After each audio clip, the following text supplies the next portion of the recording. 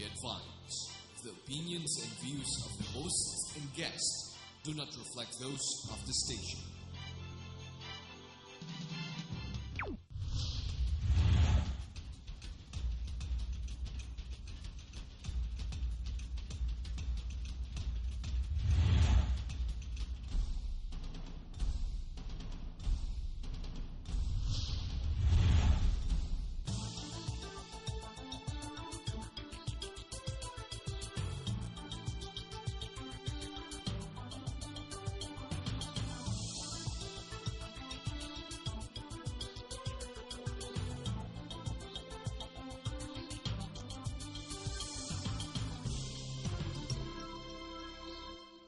Welcome to this week's episode, the Herman Q. Laurel episode of Talk News TV here on Global News Network. And we have around 12 weeks till election day, and that's just a handful of days left for us to discuss and provide opportunities for the non-traditional political alternatives to be presented to the people. Non-traditional also means that they normally do not have the funds to campaign, to conduct campaigns as the traditional parties would be conducting their expensive campaigns. And so in the next 12 weeks, interspersed with our regular national issues, we would like to feature political options for the people, other than what we have seen for the past 5 decades, year in and year out, election in, election out, but nothing changes. If there is change, it's change for the worse. Dishonest politics, politics about money, let us have a different perspective from here on, hopefully, and we'd like to kick off this year's discussion on our political future with a discussion on honest politics from honest players in our political life. Of course, you are familiar with the Kapatiran Party, which has been slugging it out with the traditional parties in the past elections. We have the presidential candidate of Kapatiran from the last election, Mr. J.C. De Los Reyes, with us. And his colleague there too. One will be in our first half. The second one will join us in the second half. In the first half, we have Marwil Liasos, a Bicolano from Albay. And we'll get his background a bit later because he's the least known of our guests today. And the fighter from Quezon City, heavyweight fighter, though not heavyweight in money, but honest. And he is a businessman and has led the crusade to try to educate the Quezon City public about the true financial situation of the city. And he was a candidate against the traditional parties and offers given by the parties in Quezon City, Mr. Johnny Chang. But let me get an update from JC. After 2.5 years after the last election, what do you feel about your crusade? Do you feel that it was all worthwhile, even though you didn't, of course, win in the last election? What gains do you think Kapatiran has made, JC? Yeah, well, it was worthwhile. Any election, any campaign, we are trying to promote principles and platform, and definitely some seed was planted in the last campaign. We consider ourselves political missionaries, although many people say that would be an oxymoron. There's no such thing. But a missionary is somebody who, regardless of the circumstances, would fight it out because there's a monster to slay. And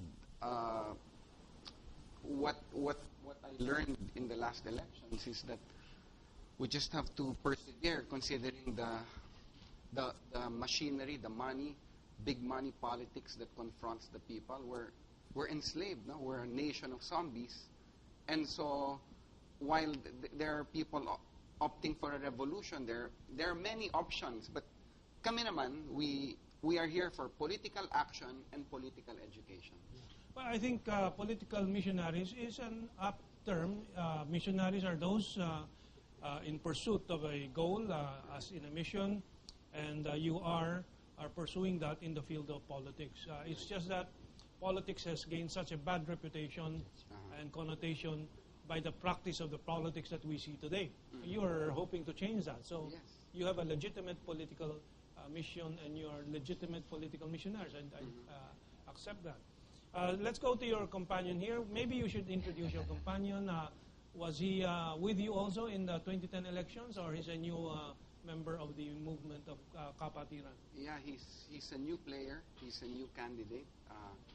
And malakas ang loob ni Marwell because we were mahirap humanap ng kandidato na kasi maraming kumukutsa, maraming nagsasabi, sayang lang ang oras. So when Lito David, later you'll meet him, spoke to Marwell and told him about the need to push platform and principles, Marwell, who is very much into the groove of Kapatiran Party in terms of being Catholic and having that faith that would drive one into politics, assented. Okay. So, Marwell, tell us about yourself. Yes. You're from Bicol, that much I know. What's your career or profession? And have you been in politics or activism even before? Actually, I'm a lawyer by profession. Okay. So I'll call you Attorney Diazas, yes. Diazas. I graduated from the University of the Philippines with 4 scholarships. And I am also an educator. I am a professor of law and political science in several colleges and universities in Metro Manila. But more than that, I am more of an NGO worker. No? I am into alternative lawyering. And so, what does that mean, alternative lawyering? You don't get paid for your legal assistance? we source out funds from funders, especially abroad. Yes, it's more of advocacy, like agrarian reform, like environmental protection, and so on. The traditional lawyering are those that you see in law offices, in big firms, especially here in Makati. But alternative lawyering, we are more pro-people, we are more in the communities, and we use law creatively in order to push for our advocacies. Okay, you also have a law office? Before, I used to be a partner, but then I transferred to NGO work because I think that my heart is into that kind of service to our people, really. Okay, so let me go to Quezon City.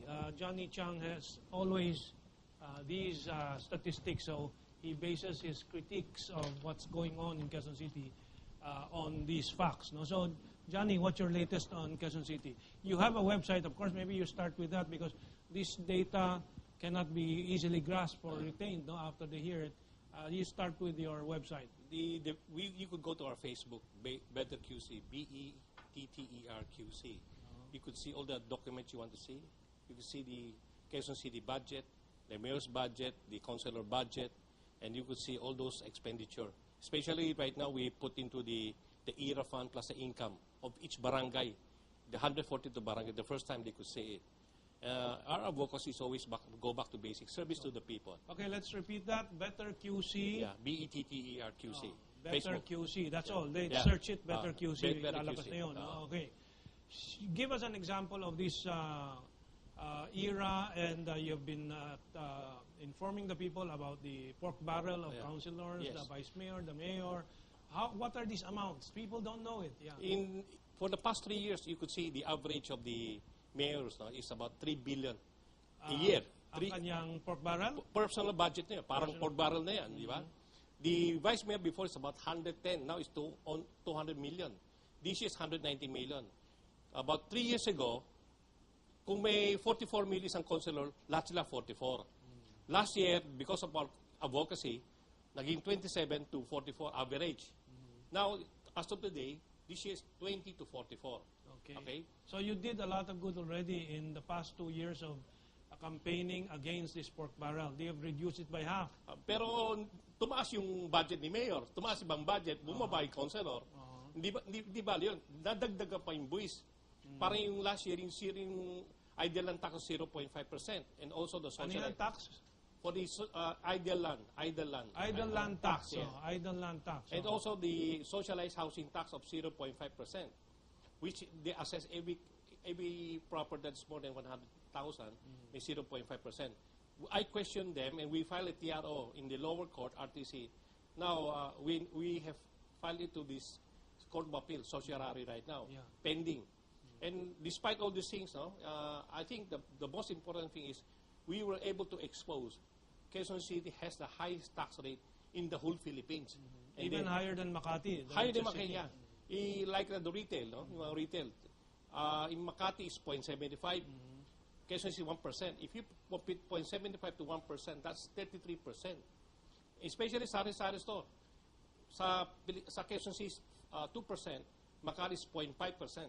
Okay. It's 4 times 4. How many votes did you get in the last election? Oh, napakarami. 3,000 lang. 3,000. They try to discourage me because ang daming boto na wala sa amin eh.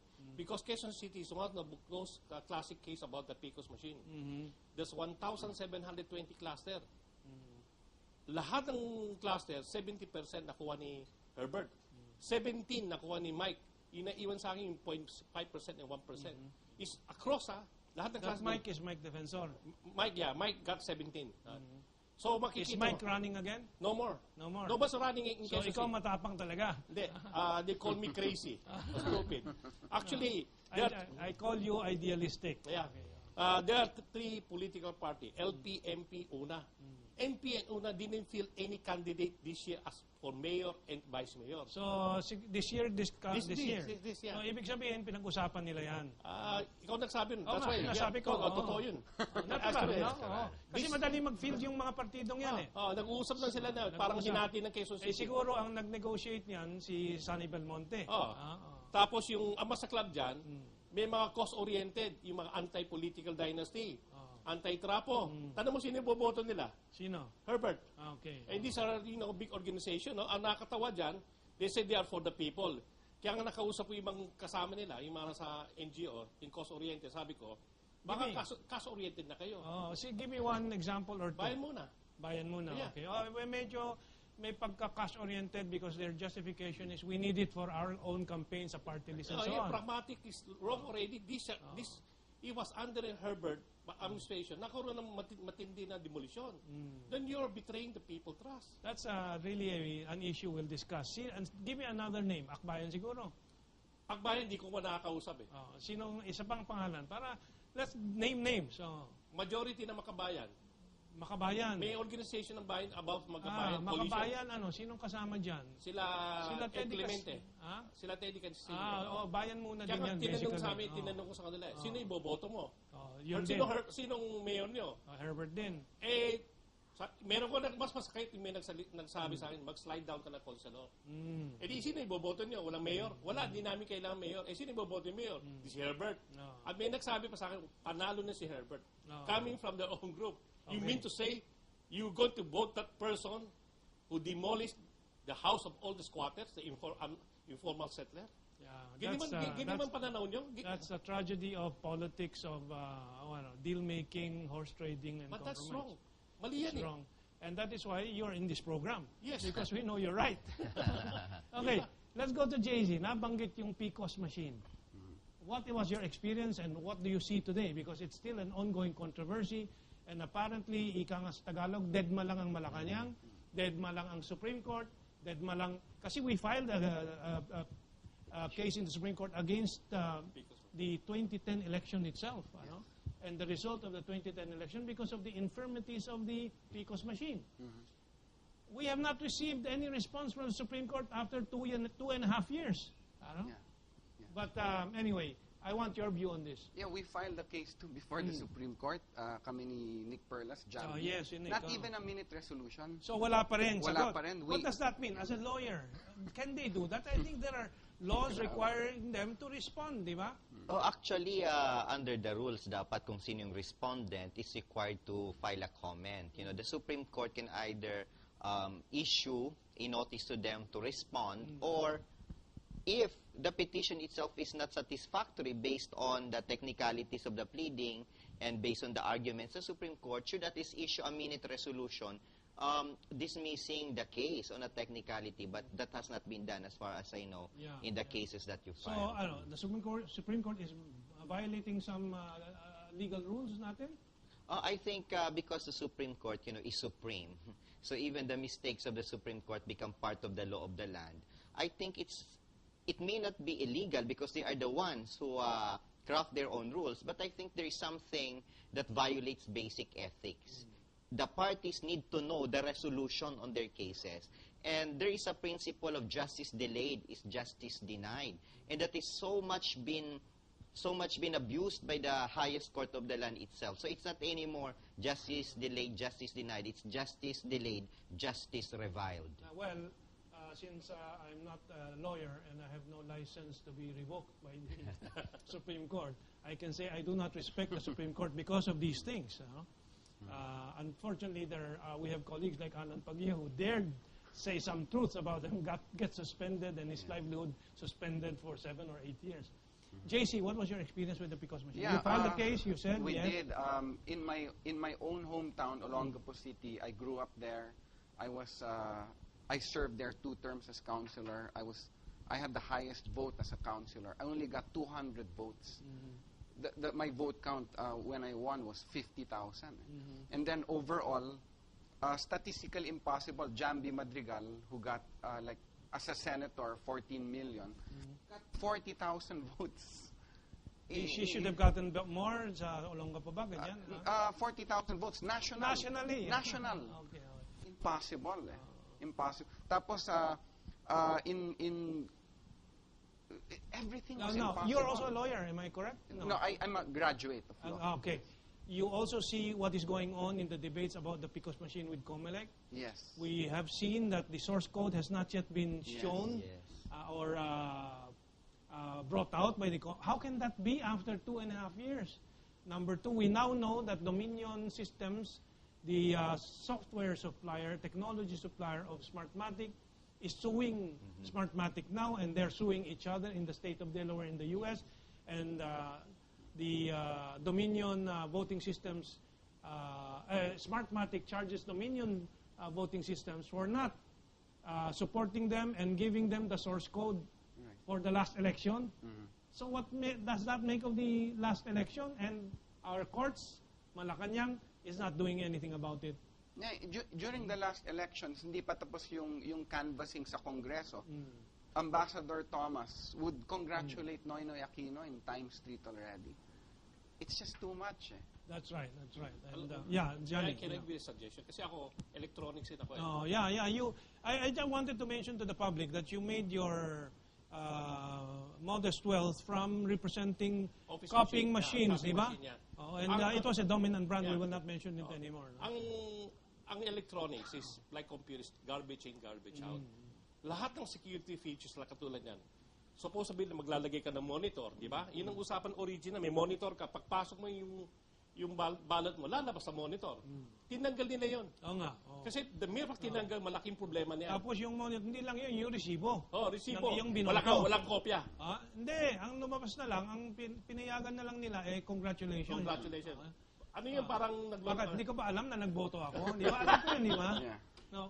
So, I will say na itong mga taong ito, walang hiya. Kasi inuuto tayo, akala nila tayo ay naloloko. We are not. We know the truth. Di ba, Johnny? Pinakamatindi. Si Sir Danny Lim, General Danny Lim. Sa buong Quezon City, lahat kami na-campaign. Lahat kami. He come out with 17. Number 17. Lahat ng plot cluster. Number 17. Saka nationwide. From Apari to Holo, lahat number 17. 17 siya. Number 17. Ang masaklap dyan, hindi kasama namin, walang kami kinampay ng tao, yung mga ibang senator, yun pa yung nanalo. Talagang magic. But yung statistically, kung 17 ka sa lahat ng lugar, talagang nilagay ka sa 17 doon. Yeah, tapos program. The 63 PCOS machines that we saw in Antipolo were yung dramatized to have been brought to the Senate President. And then we wrote Cheese Escudero of what we found out, yung mga pre-programmed figures. Not one reply up to this day from Cheese Escudero, from the Senate President. And worse, binalik nila dun sa COMELEC yung mga PICOS machines. Kaya nga, we have before our break a few minutes, what we face is a whole system that is dishonest. Yes. From top to bottom, from all angles you look at it, Johnny, you want to add to that? Then you will ask bakit tumatakbo pa rin kami? It's like this. Yes. Alam mo, there's a power of one. Parating nag-usap tayo, power of one. We have to continue to talk about it. If we do not talk about it, it will become worse. Nakikitang-kita mo natin ano nangyayari. Ang maganda kasi ngayon sa Quezon City, halos 4 team tatakbo, pero ako maging main contender ni Herbert. Okay? Herbert, the whole Quezon City keep on saying, wala siyang kalaban. Ako yung kalaban niya. Now, example ni one subdivision, alam ko maraming galit sa kanya eh. That whole subdivision, suddenly siya yung nanalo, lahat galit sa kanya. Alam mo kung ano problema noon.